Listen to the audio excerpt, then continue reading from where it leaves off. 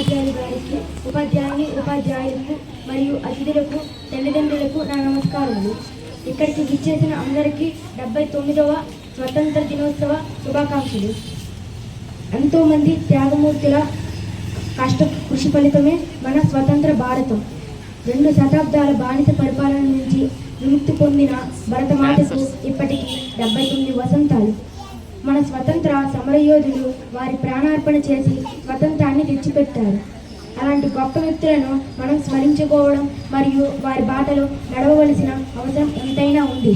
విద్యార్థులుగా మన బాధ్యతలను సక్రమంగా నిర్వర్తించి భారత పౌరులుగా మన దేశాన్ని అన్ని రంగాల్లో ప్రథమ స్థానాల్లో నిలబెట్టేందుకు సమిష్టి కృషి చేద్దాం.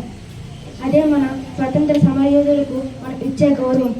నాకు ఈ అవకాశాన్ని కల్పించిన అందరికీ మనస్ఫూర్తిగా ధన్యవాదాలు తెలియజేసుకుంటూ ఇంతటితో ముగిస్తున్నాను. జై హింద్.